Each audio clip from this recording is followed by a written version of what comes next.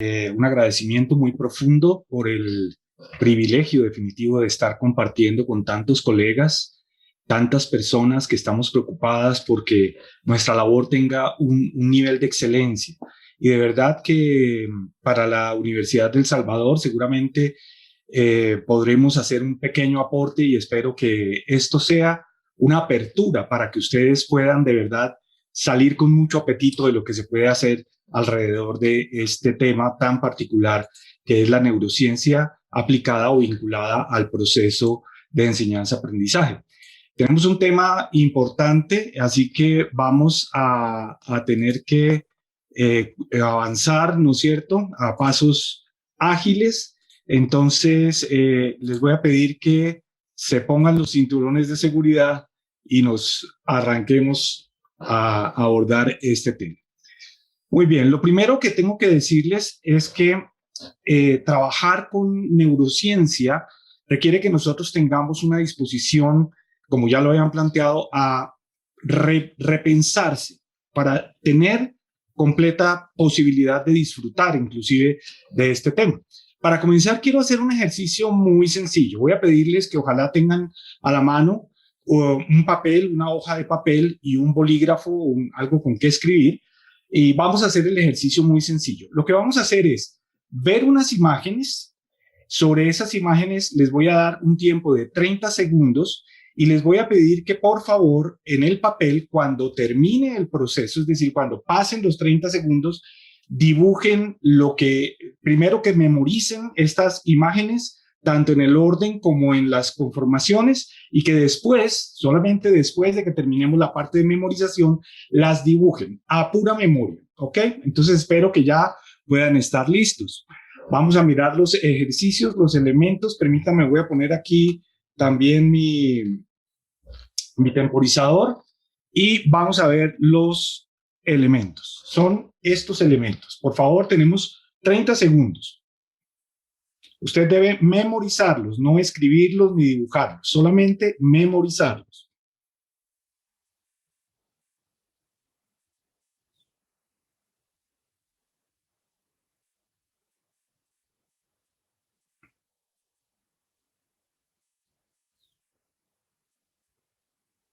Quedan 5 segundos.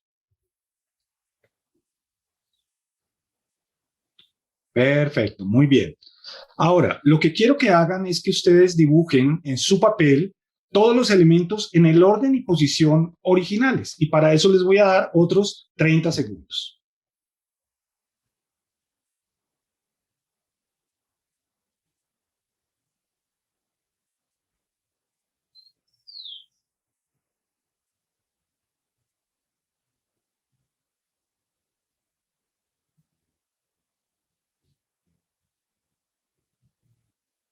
Quedan 5 segundos.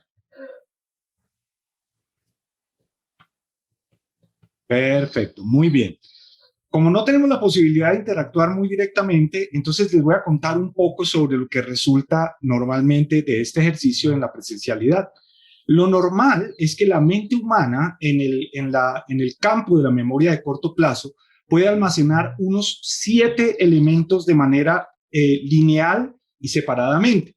Lo que normalmente vemos como resultado de este ejercicio es que las personas pueden dibujar eso, 5, 6, 7 elementos, los que tienen una buena capacidad de memorización, unos 10, pero hacerlo con la forma y en el lugar preciso hace que solamente como 2 o 3 o 5 elementos máximo puedan ser colocados en esta forma. ¿Qué es lo que pretendemos aquí? Comenzar a ver de manera diferente cómo preparamos nosotros nuestro escenario para lograr que las personas aprendan de una manera más efectiva, utilizando los principios de la neurociencia. Entonces, lo que voy a hacer es proponer un cambio en la propuesta cognitiva y explico el término propuesta cognitiva.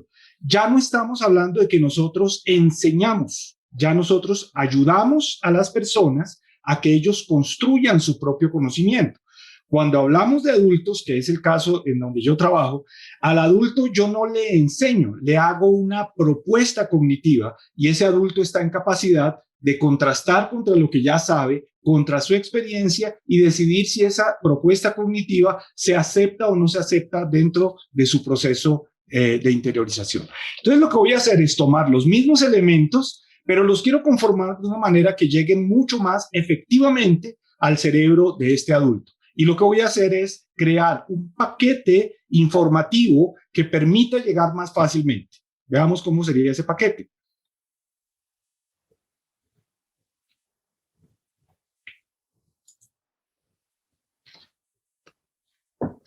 Aquí algo resultó equivocado. Aquí estamos, otra vez. Muy bien. ¿Se observó el cambio? Espero que sí, ¿no es cierto? Voy a devolverlo un instante. Estos son los elementos que ustedes trataron de memorizar y esta es la forma como se los estoy presentando ahora. Con toda seguridad, si yo les diera ahora los mismos 30 segundos para que memorizaran y otros 30 segundos para que dibujaran, seguramente los resultados van a ser muchísimo mejores. ¿Qué estamos aplicando aquí? Principios de neurociencia aplicados al aprendizaje. Entonces, demos comienzo. Lo que vamos a hacer es trabajar en 3 áreas o 3 ejes que vamos a cubrir en esta rápida observación. Lo primero que vamos a hablar es de la neurociencia en sí misma. Vamos a hablar de los conceptos esenciales que extraemos de la neurociencia y una tercera parte va a ser la forma como podemos aplicar de una manera sucinta, sencilla, estos principios de conceptos esenciales. La neurociencia comienza desde hace mucho tiempo. El ser humano siempre ha estado inquieto por entender qué es lo que hay y qué es lo que sucede dentro de esa cabeza que siempre fue considerada como una máquina que daba origen a todos los procesos. Entonces, desde la llegada de los rayos X hasta pasando por los electroencefalogramas, hemos logrado medir la actividad del cerebro y cada vez estoy mostrándole elementos que mientras antes teníamos todo este montón de electrodos para leer la actividad cerebral y eran fotografías lo que utilizábamos desde allí, les estoy hablando de los años 80, 90, hoy día tenemos sencillamente unas diademas que leen la actividad cerebral en vivo y en directo y pueden grabar, por supuesto, tridimensionalmente la actividad de las diferentes áreas del cerebro. Esto se ha utilizado mucho y, por ejemplo, para diseñar el interior de un automóvil, se le coloca una diadema de estas condiciones a una persona y se mide toda la operatividad de lo que lo rodea a este conductor para determinar si los elementos que están incluidos en el habitáculo están en la posición correcta y brindan la información adecuada y a tiempo. También se ha utilizado muchísimo en la parte de mercadeo, haciendo que una persona recorra un supermercado y leyendo dónde se colocan, dónde se posicionan los ojos, dónde se fija la visión, qué aspectos del producto observa, qué áreas del cerebro se estimulan en la medida en que él va transcurriendo y con base en eso diseñar productos, diseñar layouts, diseñar procesos de mercadeo y ventas. También, por supuesto, se ha aplicado en el área del aprendizaje. El aprendizaje desde el punto de vista de la persona que toma es un elemento que nosotros desde las épocas, les estoy hablando de Celso, estoy hablando de llegando hasta, no sé, Piaget, Vygotsky, Ausubel, siempre hemos centrado foco de observación en el maestro y su quehacer, pero muy poco nos hemos fijado en el estudiante. Y ahora, como lo mencionaba la doctora hace un momentito, el cambio de paradigma es dejar de ser nosotros la estrella y colocar al estudiante en el centro del proceso de enseñanza-aprendizaje. ¿Qué es la neurociencia entonces? La neurociencia es esta ciencia que estudia desde las células básicas del cerebro, conocidas por nosotros como neuronas, hasta las estructuras superiores del cerebro. Estaríamos hablando del cerebro como tal y las estructuras superiores que son lo que tiene que ver con las cortezas prefrontales especialmente.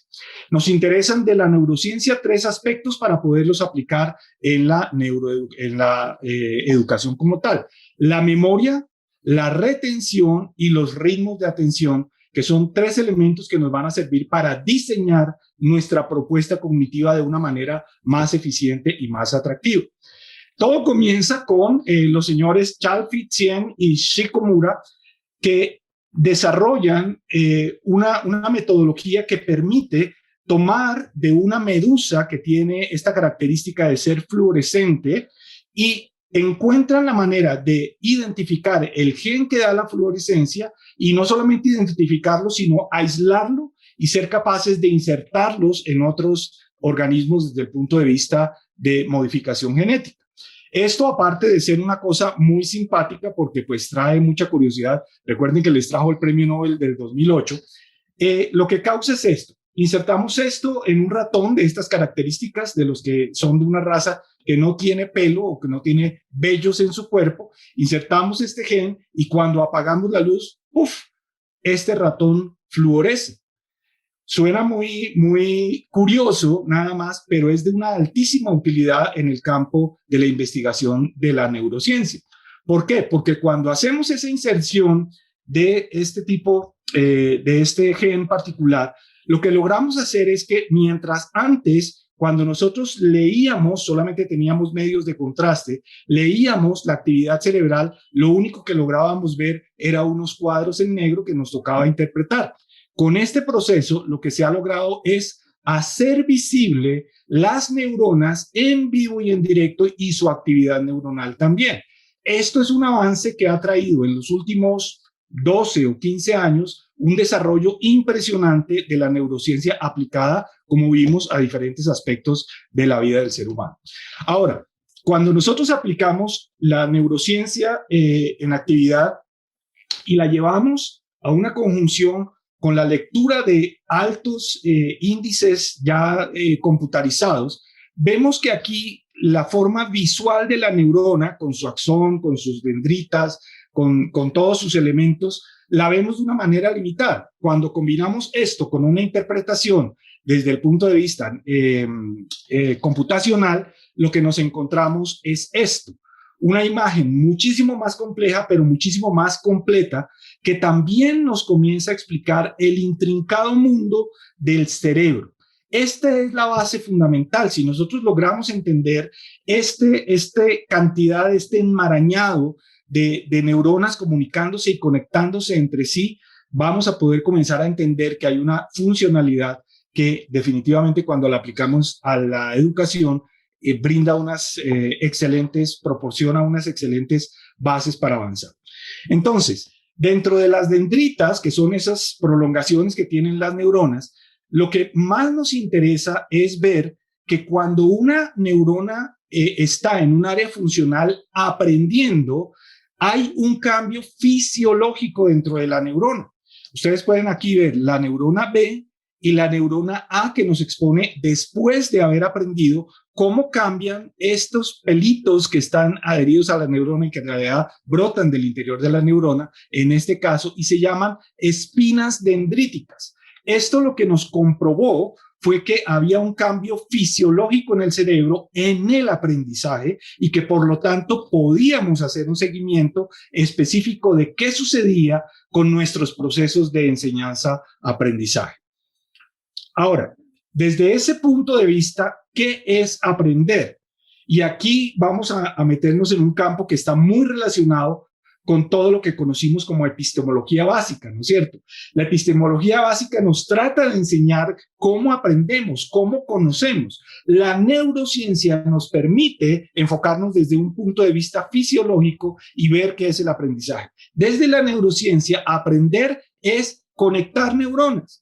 Conectar neuronas. ¿Cómo se conecta? Bueno, o desconectar neuronas, que se considera una forma no de desaprender, sino de modificar las condiciones neuronales, que es otra forma de aprender. O sea que aprendemos conectando o desconectando o haciendo las dos cosas, que es lo que normalmente sucede. Un cógnito, entonces, es un grupo de neuronas que se conectan a través de un aprendizaje y conforman una red neuronal. Entonces, aprender no solamente conectar neuronas, es conformar redes neuronales que van a permitir que esta construcción de conocimiento del alumno vaya conformando cada vez cosas más complejas. Entonces, ¿cómo llegué yo a esto? Es una cosa interesante de contar. Esta es Leslie Hart, se las presento, y en una conferencia ella mostró este pensamiento. Enseñar sin saber cómo funciona el cerebro es como querer diseñar un guante para la mano sin haber visto nunca una mano. Y saben una cosa, yo venía enseñando por mucho tiempo, con muchos estudios y todo lo demás, y no sabía del cerebro. Entonces, esto me llevó a decir, venga, yo esto tengo que verlo, y realmente ha sido muy impactante en todo mi quehacer, y por eso estamos trayendo este tema para ustedes con tanto entusiasmo. Entonces, comencemos a conocer este cerebro. El cerebro es un órgano muy sencillo desde el punto de vista estructural, pero es muy feo, se los confieso. Es un órgano gris con blanco que no tiene forma, ustedes abren ese órgano y se ve feo, sinceramente. Pero es una de las grandes maravillas que Dios impuso dentro del ser humano. Ahora, ese órgano representa el 2% del peso total del cuerpo, pero consume el 20% de la energía. Entendamos esto. Nosotros no tenemos garras, no tenemos grandes fauces, no tenemos gran potencial muscular, pero es el cerebro el que ha permitido que nosotros cumplamos con lo que llamamos nosotros el orden, el mandato cultural que tiene Génesis 2, que es vayan a la tierra, sojúzguenla, domínenla y háganla productiva. Es eso lo que nos ha permitido a nosotros estar encima de la pirámide de la creación, porque Dios nos dio esa función. El cerebro es 73% agua, y cuando el 73% de esa agua se quita, ¿no es cierto?, queda como un 95% de grasa. O sea, se convierte quitando el agua en un 95% de grasa. Pero ¿por qué menciono el agua? Porque solo el hecho de que el cerebro se deshidrate en un 2% afecta en el desarrollo de aprendizaje cognitivo. ¿Ok? Ahora, podemos definir el cerebro como una máquina básicamente predictiva. ¿Qué hace el cerebro? Analiza el entorno y saca conclusiones para reducir la incertidumbre. Es eso lo que nos ha hecho prevalecer sobre el resto de los animales. Y hay dos temas cruciales del cerebro que nosotros tenemos que tener en cuenta, y son la neuroplasticidad, la modificación neuronal, que ocurre hasta el último exhalación de la vida. Aprendemos hasta el último instante de vida. Esto de que perro viejo no aprende es pura mentira. Nosotros aprendemos todos los días, y todos los días, si estamos en disposición, podemos mejorar nuestro desempeño neuronal. Y la segunda es la epigenética. Cómo mi cerebro y toda mi conformación interior, desde el ADN, se conecta con el exterior. Cómo el ambiente, la ecología, todo lo que tenemos socialmente interactuando con nosotros interfiere, modifica nuestro ADN, y el paso procedimental es que afecta primero nuestro cerebro y después viene a hacer modificaciones de carácter, fíjense ustedes, epigenético. Significa que la génesis nuestra se va modificando con la interacción. ¿Qué interacción nos interesa? La interacción que yo como estudiante tengo con un docente que me está haciendo una propuesta cognitiva. Bien, entonces el cerebro tiene diferentes áreas, ¿no es cierto? Sencillamente ustedes ya conocen, son los hemisferios, el hemisferio frontal, el hemisferio parietal, el occipital, y dentro de los hemisferios, aunque podríamos dedicarle mucho tiempo a entender qué hace cada uno y cómo interfiere, solo les hago una anotación aquí. Fíjense que el olfato no está allí, ¿ok? Está el razonamiento, el tacto, el oído, la vista, pero no está el olfato, porque el olfato es una interacción de todos. Es muy interesante ver el trabajo del olfato. Pero realmente lo que nos interesa para esta ponencia es el sistema límbico. El sistema límbico son esta serie de estructuras que están al interior del cerebro, y que, como todo el cerebro, son grises, blancas, blancuzclas, difíciles de diferenciar. Por eso he querido traer estas imágenes que tienen un color. Entonces, por supuesto que vamos a tratar de darle utilidad y orientarlos de la mejor manera. ¿Qué es el sistema límbico? Es una serie de estructuras dentro del cerebro. Fíjense que están contenidas entre los dos hemisferios.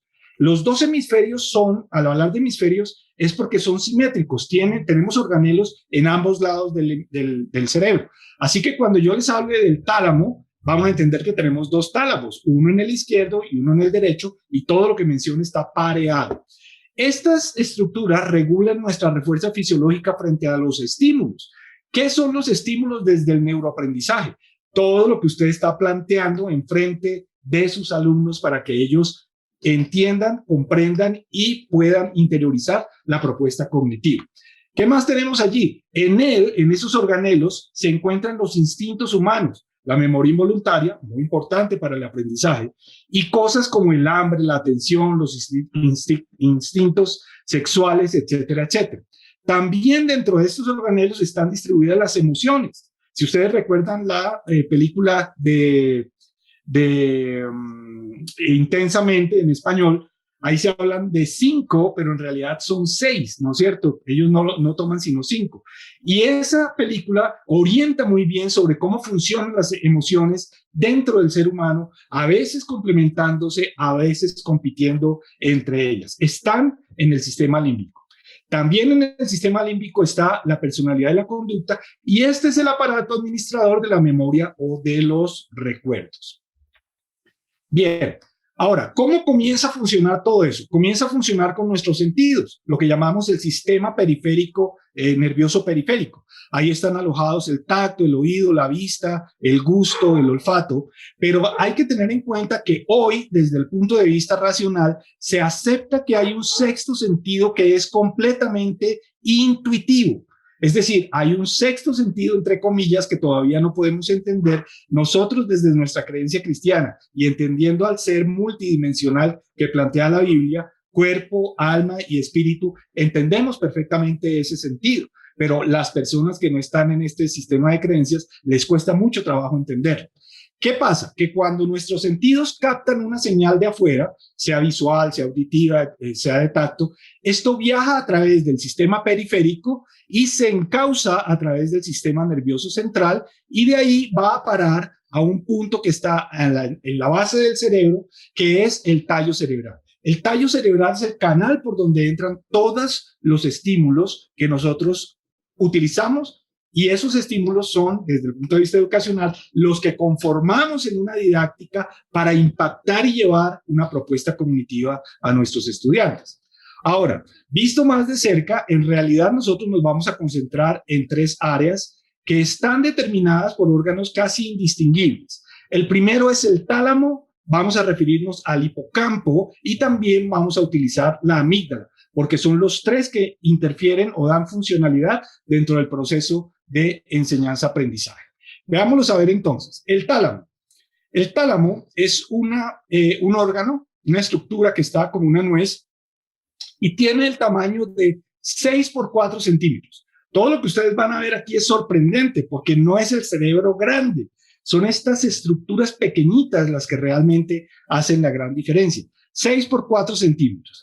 Es una estación de relevo. Lo que viene por el tallo cerebral llega allí y esta estación decide a dónde enviar señales. Recibe las señales del sistema nervioso periférico encausadas a través del sistema nervioso central y se llaman señales aferentes. Las que parten del cerebro por esas mismas vías hacia nuestras extremidades se llaman eferentes, ¿no es cierto? Y las organiza, lo primero que hace es enviar a la amígdala y luego a diferentes estructuras del área del cerebro. Recordemos, el tálamo distribuye. Pero las 2 más interesantes son la amígdala, que ustedes la van a ver aquí, es del tamaño de una cereza, el tamaño de una arvejita, ¿de acuerdo? Y esa arvejita es tan importante, tiene 1 centímetro por 6 milímetros, que desde antes de nacer, desde 0 años, es decir, desde la gestación más o menos en la semana 18, ya está conformado cerebralmente, comienza a grabar. La amígdala graba las experiencias desde el punto de vista emocional. Por eso cuando nosotros nos hacen análisis muy importantes desde la psiquiatría, la psicología y varios elementos más, pueden descubrir recuerdos inclusive desde el vientre de nuestras mamás. Recordemos que el Salmo 139 nos advierte eso, ¿no es cierto? Que desde el vientre de nuestras madres estábamos ya implicados en el proceso de Dios. Esta pequeña glandulita, esta pequeña estructura, es el campo de memoria emocional. Recibe las señales aferentes, recibe una señal muy importante desde el tálamo y cataloga o almacena emocionalmente la señal que le está llegando. Tiene 2 grandes campos: las cosas positivas o placenteras, las cosas negativas o de amenaza. ¿Ok? Y esa separación ya implica todo un comportamiento posterior. Por ejemplo, cuando nosotros, por lo menos a la generación mía, nos decían en clase, saquen una hoja ¿Eso era una señal positiva o negativa? Era negativa, era una amenaza y nuestro cerebro inmediatamente comenzaba a prepararse para enfrentar la amenaza. ¿Con qué? Con dos herramientas: o luchar o huir. Y lo que el maestro quería era que yo aprendiera. Por eso es tan importante entender nuestro involucramiento emocional y cómo las emociones que imprimimos dentro del proceso tienen una gran importancia. El siguiente órgano es el hipocampo. El hipocampo tiene esta forma como una salchichita, ¿ok? Tiene 6 centímetros por 1 y comienza a funcionar desde más o menos 3 años, en donde la mielina comienza a hacer las conexiones neuronales y las aféresis comienzan a funcionar.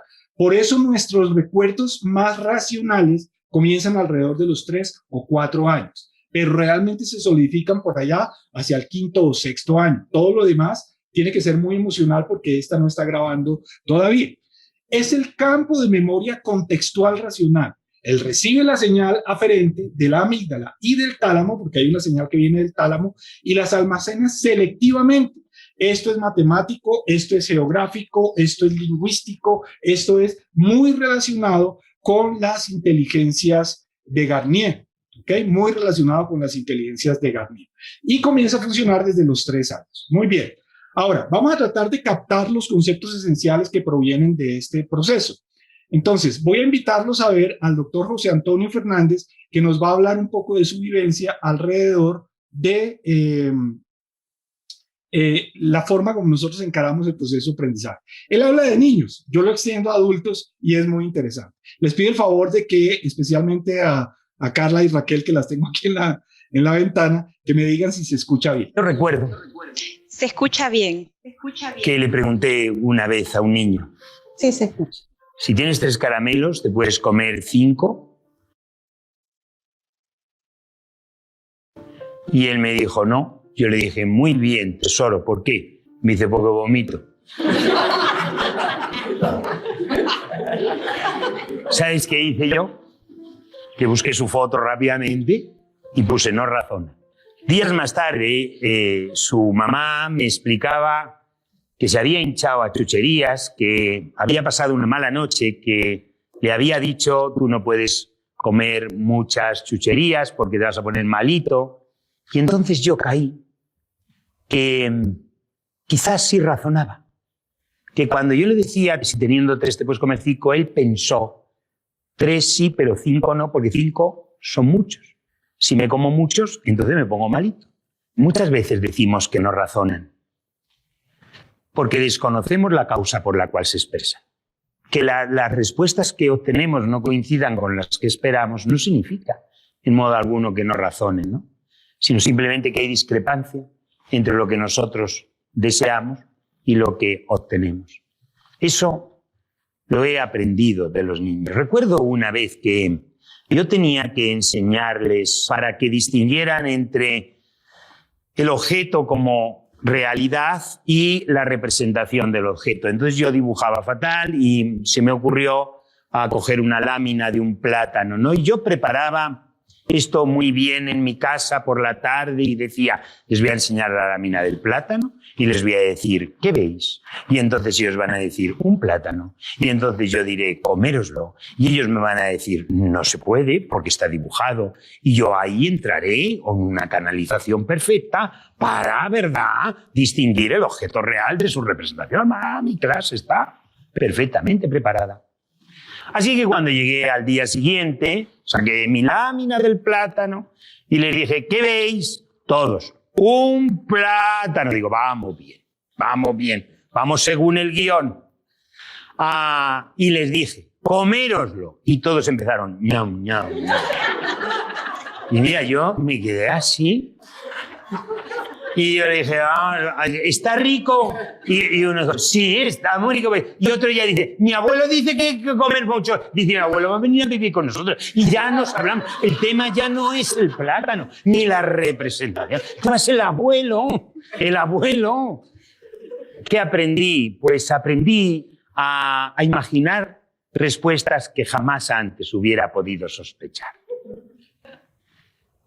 Aprendí a enseñar desde el cerebro del que aprende, con esas posibles respuestas. Una vez les dije, dime 3 frutas. Y me dice uno, 3 melocotones. Y digo, vamos a ver, que te he dicho 3 frutas, porque uno, oye, también tiene carácter. Y él me dice, 3 melocotones son 3 frutas. Digo, pero 3 frutas, tesoro de fruta, un melocotón, una fruta. Otra. Y ya están siempre los que te siguen, ¿sabes? Y ya se lo van diciendo. Bueno, pues logramos que las 3 frutas fueran melocotón, pera y plátano, por ejemplo. Fíjate que a los 2 días venía en el libro este problema. En una cesta hay 3 melocotones y 2 peras. ¿Cuántas frutas hay? Me dice el nieto. Y yo dije, hombre, que lleva razón. Que una de 2. O la he liado yo antes, o la ha liado él ahora. Pero esto tiene que aclararse. Así que aprendí a enseñar desde el cerebro del que aprende. Aprendí a adaptar mi mirada a su mirada infantil. Te hacen pensar que quizás el adulto sea un niño empobrecido. Así que yo sigo en mi manera de programar y de invitarles a que en definitiva digan lo que yo quiero oír. ¿Qué me enseñaron los niños? Todo. Me enseñaron que no existe método de enseñanza superior a la capacidad de aprendizaje de la mente humana. Me enseñaron que cuando mi método falla, cuando lo que yo tengo planeado no llega a producir el aprendizaje deseado, no puedo decir el que tiene dificultades es el niño que me mira. Tengo que plantear en modificar el método que llevo. Me enseñaron a callar para que hablaran ellos. Son tus silencios los que conquistan su voz. Me enseñaron todo. Y me siguen enseñando todo.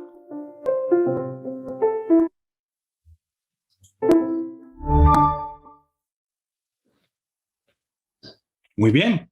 Me quedo con 2 frases de aquí. Aprendí a enseñar desde el cerebro del que aprende. No importa si tiene 6 meses o si tiene 80 años. Si yo quiero enseñar correctamente, tengo que enseñar desde ese cerebro. Y lo segundo, te hacen pensar que quizás el adulto sea un niño empobrecido. Y es que es verdad. ¿Saben quiénes nos encargamos de empobrecer la mente de los adultos? Nosotros, los educadores, que queremos que contesten siempre lo que nosotros queremos y no les damos la oportunidad de construir su conocimiento y hacer brotar de ellos lo que realmente está en su Yo recuerdo. Muy bien, entonces voy a darles este mapa mental muy rápidamente para que puedan entender el proceso y de ahí derivamos la utilidad que tiene. Lo primero, el sistema nervioso periférico adquiere una señal, ¿no es cierto?, un estímulo que transmite a través del sistema nervioso central hacia el tallo cerebral y ese tallo cerebral lo comunica con el tálamo que se encarga de distribuir. La primera señal más importante, a la amígdala, del tálamo también llega una señal al hipocampo y a la corteza cerebral. ¿Por qué sucede esto? Porque si la información es urgente, por ejemplo, me estoy quemando, se necesita que vaya directamente a la corteza para que haya una reacción inmediata. Pero llegando a la amígdala hace el análisis emocional, es positivo, placentero, es negativo, amenaza, y le informa al hipocampo. Si hay alguna cosa importante como la amenaza, se comunica directamente con la corteza cerebral. En el hipocampo se revisa esa información, se contrasta con lo que ya venía aprendido, tanto en la memoria de corto como en la memoria de largo, y ese hipocampo envía una información preliminar a la corteza cerebral, que finalmente es la que decide, y es la corteza cerebral la que transmite al tallo cerebral, y desde el tallo cerebral a través del sistema nervioso central al sistema nervioso periférico. Si ustedes lo piensan, si la señal es me estoy quemando, esto es una fracción de segundo. El sistema nervioso siente y prácticamente inmediatamente retira la mano. Así que tenemos que entender muy bien este proceso que a veces es lento o no. ¿Cómo se aplica esto alrededor de la enseñanza? La regla de Hebb nos dice que si 2 neuronas se ponen activas al mismo tiempo, las conexiones se fortalecen y esa asociación física, ¿se acuerdan? Era lo que va conformando una red neuronal. Mientras más se relacionan, más se fortalece. Ahora, nuestra memoria se borra dependiendo de la forma como yo envíe la información. Hay unas señales de borrar cuando el estímulo es débil, cuando mi charla es muy lenta, cuando no hago redundancia, cuando hablo sin emociones, cuando no conecto con cosas del pasado, cuando doy elementos demasiado complejos o conceptos demasiado complejos y la gente cierra su mente y dice, ya no entendí, eso dejémoslo mejor así. Entonces, para no caer en esas señales de borrar, nosotros tenemos que ir con las señales de guardar. Ahora, la atención, que es otro proceso neuronal, es básicamente la capacidad de seleccionar y concentrarse en los estímulos relevantes. No todos los estímulos son relevantes para todo el mundo. Unos aprenden visual, otros aprenden auditivo y así sucesivamente. Ahora, el proceso es que nosotros logremos enfocarnos con una gama de propuesta cognitiva que tenga una gama de estímulos que permitan llegar a los diferentes estilos de aprendizaje. Recuerden que esto también está muy relacionado con el proceso de Kolb. Ahora, ¿cuál es el problema que enfrentamos mayormente? Distractores externos y distractores internos. Ustedes pueden pensar que los distractores externos son muy visibles, ¿no es cierto? Pero los distractores internos para nosotros como facilitadores son terribles. ¿Por qué? Porque yo puedo mirar aquí en la pantalla y verlos a ustedes con la boca abierta y los ojos abiertos y digo, wow, los tengo obnubilados. Y resulta que la persona está mirando peor a través, cuando es a través de una cosa como esta, está mirando su celular, una noticia de que algo pasó o lo que sea, y yo juro que me estoy llevando todos los méritos de su atención. Entonces, vamos a tratar de ver cómo se pueden aplicar estos conceptos a el diseño. ¿Cómo se conformó esta senda? Estas son fotografías de un parque aquí cerca de mi casa. Esta es una senda de las que se crean, ¿por qué? Porque la gente comienza a transitar para cortar camino, por ejemplo, ¿cierto? Es más fácil cortar camino por allí, pero esto lo que va haciendo es creando un camino. El cerebro funciona exactamente de la misma manera. De la forma como al cerebro se le facilite razonar, de esa forma va a tratar de ir siempre. Por eso es tan difícil desaprender para aprender. Entonces, ¿qué es lo que nosotros tenemos que hacer? Llevar una propuesta cognitiva que en el sentido cerebral proponga un camino mejor que este que ya se ha formado.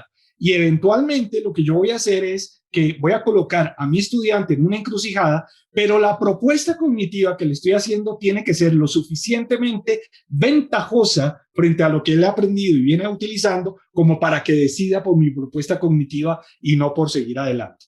En algunos casos, en los niveles de educación media inferior, no es tan claro esto, pero en el caso de los adultos hay que luchar duramente para que esa persona comience a probar el nuevo camino y ojalá se quede probando. Eso no significa que el viejo camino desaparezca, significa que cuando no funcione el nuevo camino va a regresarse. ¿Ok? Muy bien. Entonces, la memoria funciona de la siguiente manera. El estímulo llega a la memoria perceptual, vayan conectándolo por favor con tálamo, hipocampo, etcétera, etcétera. Y tengo 10 segundos para que el cerebro decida me interesa o no me interesa. Si no me interesa, lo comienza a mandar al camión de la basura cognitiva. Pero si le interesa, pasa a otro proceso que es la memoria de corto plazo o trabajo. Fue la que yo utilicé en el ejemplo inicial. Ahí, en esa memoria, la conexión es la clave. Yo tengo que utilizar, como lo mencionaba Ausubel, un subsunsor, un elemento que me permita pegar una nueva información con una información vieja para que comience a tener significado. Y en esa memoria de corto plazo es muy importante la repetición. Y yo creo que nosotros creemos que hablábamos de lo memorístico y que la repetición que era inadecuado. Si no hay memoria y si no hay repetición, el cerebro no interpreta que es importante la información. Entonces la repetición o la redundancia es clave o el énfasis es clave en nuestro impartimiento. Pero esta información va a estar fiel durante un par de horas, latente durante un par de meses, pero si no se da el siguiente paso, se va a ir paulatinamente al camión de la basura. Voy a hacer un alto aquí para mencionarles algo. La mayoría de nuestros estudiantes aprenden para aprobar, no aprenden para utilizar.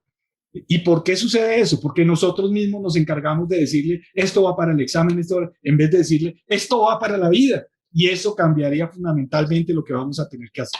Ahora, cuando pasa de la memoria de corto plazo, se enfoca en la memoria de largo plazo. Podríamos pensar que la de corto plazo es básicamente el hipocampo y la de largo plazo es la de la corteza cerebral. Ahora, en la memoria de largo plazo hay infinitos elementos. Ahí hay cógnitos infinitos. Nosotros tenemos más de 180,000 millones de neuronas.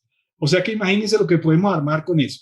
Pero en esa, lo importante es que para que se quede permanentemente, hay que hacer que esa información sea útil. Hay que conectarla con lo que va a ser útil, especialmente si se trata de lo que vamos a hacer en el futuro.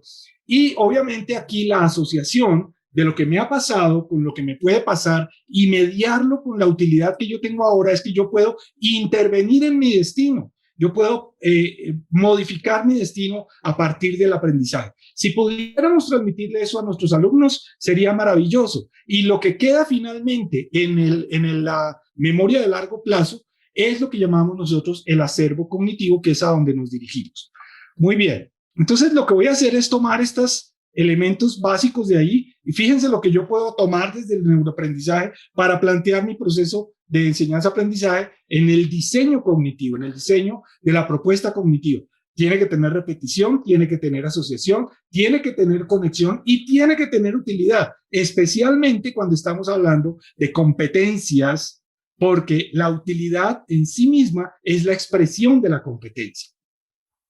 Ok, ahora, cuando nosotros dictamos una conferencia, estamos hablando, este es un estudio que nos muestra cuánto se retiene al tercer día de escuchar una conferencia. Se dice que cuando usted solamente escucha la conferencia, 5%. Cuando escucha y puede leer, 10%.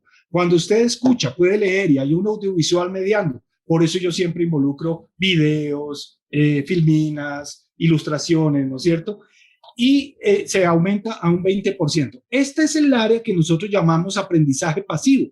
Era el viejo aprendizaje donde otro me transmite conocimiento. ¿Ok? Ahora, si usted logra que haya una discusión en grupo, lo que se discuta en ese grupo va a llegar a tener una retención al tercer día del 50%. Si lo que logra es hacer una práctica en grupo, va a obtener una eficiencia del 75%. Y aquí, fíjense que estamos hablando del aprendizaje activo, que está muy relacionado con el aprendizaje colaborativo o cooperativo. Y finalmente, si soy capaz de enseñar a otros, voy a retener hasta un 90%. ¿Cuándo logramos eso? Cuando les damos a ellos la responsabilidad de leer, investigar y prepararse para enseñarle a sus propios compañeros. Claro, con nuestra tutoría, pero esa posibilidad es que ellos de lo que van a exponer van a retener como el 90%. El problema es cuánto van a retener de lo que sus propios compañeros expongan. Esa es la parte que nosotros tenemos que vigilar con mucho cuidado. Y si ya tenemos la oportunidad de memorizar y meditar, que es lo que nosotros tenemos, estamos entrando en la metacognición y ahí es donde nosotros estamos hablando del aprendizaje completamente autónomo. Yo quisiera invitarlos a que ustedes, ahora que terminemos, van a recibir una información de dónde pueden ampliar estas cosas, ¿no es cierto? Y vayan y aprendan y ustedes nos enseñen más adelante, ojalá, de esto mismo que nosotros estamos pretendiendo en este momento ilustrar. Muy bien, hablemos de la retención ya en el último punto. La retención es una forma de memoria, pero nosotros estamos hablando de trasladar de la memoria de trabajo de corto plazo a la memoria de largo plazo. ¿Qué encuentra la neurociencia? Que al día siguiente de que usted impartió, esto que usted dio, que fue el 100% de lo que la persona retuvo, que no es el 100% de lo que usted dio, es lo que él alcanzó a retener. Al día siguiente ya se ha perdido un 47% y queda un 53%. Al siguiente día, al segundo día, se pierde hasta un 70%, o sea que solamente va reteniendo un 30%. Y cuando hablamos de una semana después, se ha perdido el 98% y solamente se tiene una retención. Entonces imagínense que yo salgo de aquí feliz y contento diciendo, wow, este grupo de 170 colegas entendieron y aprendieron y no sé qué, no sé cuánto, y dentro de una semana me siento con ustedes y me encuentro con esta dura realidad que es el 2% de lo que yo di, es lo que todavía está latente. A menos que yo comprenda cómo funciona la retención con el refuerzo, que es lo que vamos a ver ahora. Entonces, yo lo que tengo que hacer es preparar mi material de manera que, de manera asincrónica, yo pueda lograr que las personas repasen y vayan detrás de esto. Pero si yo le doy a un estudiante la responsabilidad de que lea, recuerden que por allá con la lectura será el 10%.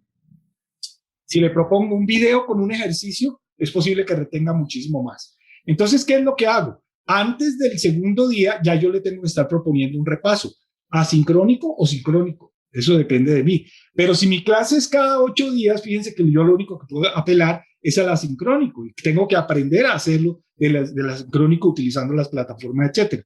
A la semana yo debería estar utilizando lo que di y reforzándolo con un repaso intermedio. Si mi clase es una vez a la semana, pues fíjense que es obvio que tengo que arrancar la apertura de mi clase con un repaso y tengo que llegar a tratar de hacer evidencia del aprendizaje de lo anterior y cómo lo hago. Muestren a ver cómo les fue con el ejercicio, muestren a ver cómo les fue con la lectura. Ahora, después, a los 15 días, yo podría hacer un tercer repaso y fíjense que cada vez la curva de pérdida de retención es menos empinada, es decir, se pierde cada vez más lento.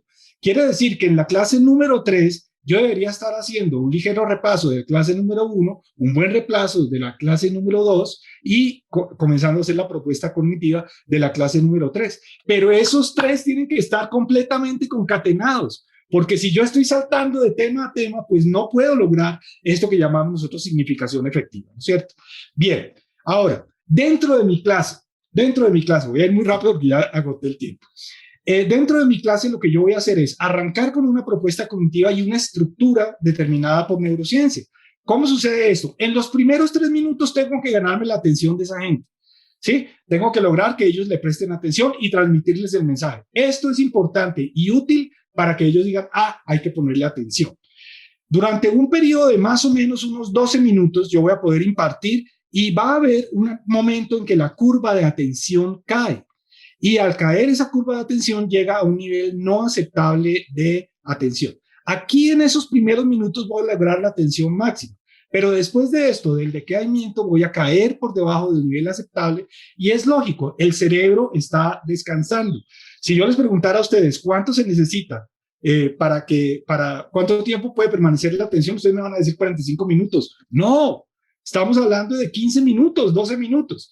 Cae la atención, el cerebro descansa y después vuelve a haber una recaptura y después de esta recaptura vuelve a caer y después vuelve a levantar.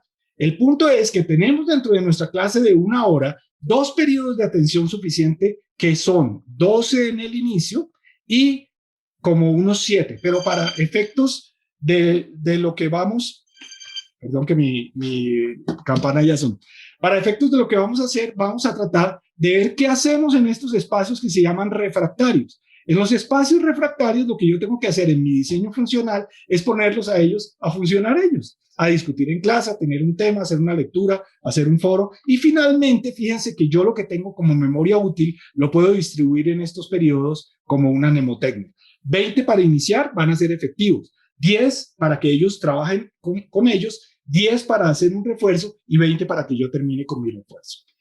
Muy bien.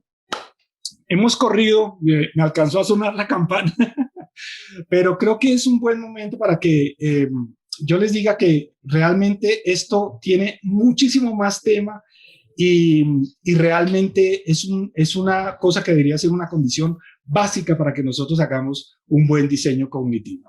Muchas gracias y quedo atento a sus preguntas.